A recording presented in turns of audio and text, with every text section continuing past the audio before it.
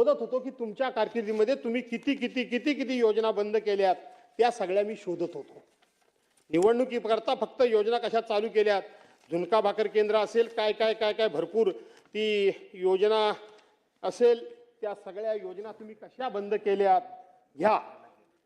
तुम्ही त्यावेळेला उद्धव साहेबांना सांगत होतात की तुम्ही स्थगिती सरकार, म्हणजे त्या सरकारमध्ये तुम्ही पण होतात, कमीत कमी तेवढं तरी टाळायचं असतं, ते पण तुम्ही टाळत नाही. पण ठीक आहे, काय काय बंद केलं तुम्ही? निवडणुकीच्या पूर्वी लोकांची मतं मिळवण्याकरता तुम्ही सगळं पदरात पाडून घेतलं आणि निवडणूक संपल्यानंतर काय गेलं? कुठे गेला आनंदाचा शिदा?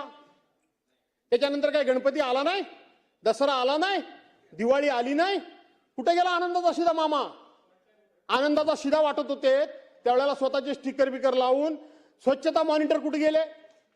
लाडक्या भावाला अप्रेंटिसशिपचा तुम्ही कोर्स देणार तर कुठं झाला? कोर्स का बंद झाला? मुख्यमंत्री तीर्थदर्शन योजना का बंद झाली? 1 रुपयात पीक विमा योजना का बंद झाली? एक राज्य एक गणवेश कुठे गेला? तो गणवेश कुठे गेलाय? कुठं अडकलाय? कुठं दीपक केसरकरांच्याकडं कुठं अडकलाय? तो कुठं आहे? तो बघायला हवाय. योजना दूत, तुम्ही योजना दूत तयार केलेत, ती योजना कुठे गेली? नमो कामगार कल्याण योजना बंद करून टाकलीत. नमो नमो करून मोदी साहेबांच्या नावाचा उपयोग फक्त मतं मिळवण्याकरता केलीत, आता ती बाजूला टाकलेत मोदी साहेबांना. नमो शेततळे अभियान योजना कुठे गेली ती योजना? नमो शेततळे योजना, नमो गरीब मागासवर्गीय सन्मान योजना, नमो का नको आता काय म्हणायची वेळ आली.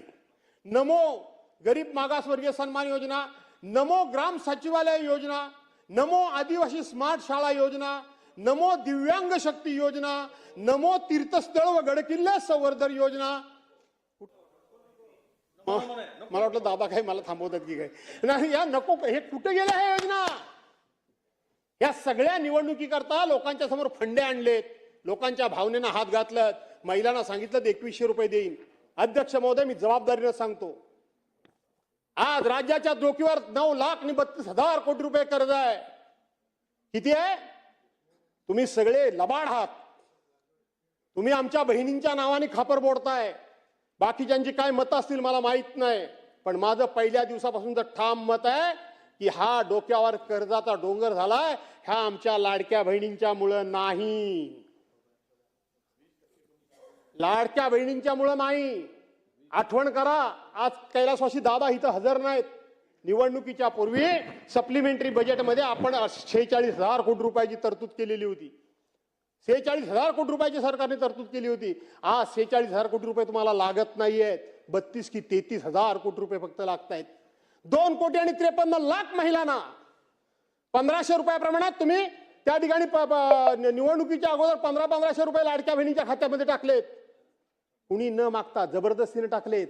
आज त्यातला आकडा थोडाफार मागं पुढे होत असेल राजे, पण 57,00,000 महिलांना तुम्ही वेगवेगळी कारणं सांगून कमी केलं. 57,00,000 महिलांना तुम्ही त्या योजनेपासून आता बाजूला केलं. कसा वाढतो आकडा तुमचा? 46,000 कोटी रुपये 2,53,00,000 महिलांकरता लागत होते, आज 57,00,000 महिला कमी झाल्या. कसा लागतात एवढे तुम्हाला पैसे? फसवताय तुम्ही. तुमचा भ्रष्टाचार एवढा आहे, एका एका कामामध्ये टक्केवाऱ्या तुमच्या एवढ्या आहेत. काय झालं घोडबंदरच्या रस्त्याचं? सुप्रीम कोर्टाने तुमच्या कानपडात मारली. 6,200 कोटी रुपयाचं टेंडर तुम्ही काढलं, सुप्रीम कोर्टापर्यंत विषय गेला, डिटेल्स मी सांगत नाही. आणि तोच रस्ता 6,200 कोटी रुपयाचा रस्ता सुप्रीम कोर्टाने त्या ठिकाणी त्याचं इस्टिमेट वगैरे केलं, त्यावेळेला 3,000 कोटी रुपयाचा रस्ता झाला.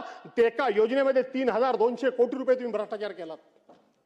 एका योजनेमध्ये अशा 1,760 योजना तुम्ही त्या ठिकाणी केल्यात. अनेक प्रकारची टेंडर्स ही आता फक्त मंत्रालयातून निघतायत. माझ्या आयुष्यामध्ये मी कधीच कोणावर भ्रष्टाचाराचा आरोप केला नाही. मी धोरणावर बोलतो, मी योजनेवर बोलतो, पण आता तुम्ही त्या आमच्या बहिणींच्या नावाने खापर फोडत असाल तर आमच्यासारख्याला बोलावं लागणार आहे. अजिबात या लाडक्या बहिणींमुळे तुमचं सरकार अडचणीत नाही. तुम्हाला हळूहळू हळूहळू या बहिणींमुळे सरकार अडचणीत आहे. बहिणींमुळे सरकार त्या ठिकाणी कर्जबाजारी झाले म्हणून तुम्हाला योजना बंद करायची आहे. नाही, आजच्या दिवशी तर मी सांगेन, तुम्ही निवडणुकीच्या पूर्वी बोलला होता 1,500च्या ऐवजी 2,100 देईन. उद्याच्या अर्थसंकल्पामध्ये अजून तो प्रिंट झालेला नाही अर्थसंकल्प. तो कधी होतो तो मला चांगला माहिती आहे, अजून झालेला नाही मामा. अरे कसा होईल मला माहिती नाही तो कधी होतो तो. आणि म्हणून आता 2100 रुपये द्या, द्या 2100 रुपये. तुम्हीच बोलला होता शेतकऱ्यांची कर्जमाफी, तुम्हीच बोलला होता. कुठला काढला जून महिना शोधून? जून महिन्याला कुठला मुहूर्त येणार आहे? उद्धव बाळासाहेब ठाकरेंना तुम्ही वाटेल त्या परीने दोष द्या, माझं काही म्हणायचं नाही मला. परंतु कोरोनाच्या कालावधीमध्ये त्या काम केलेल्या माणसानं शेवटी तुम्हाला त्याची जाणीव नसली किंवा आठवण राहिली नसली तरी महाराष्ट्राच्या ते मनामध्ये आहे.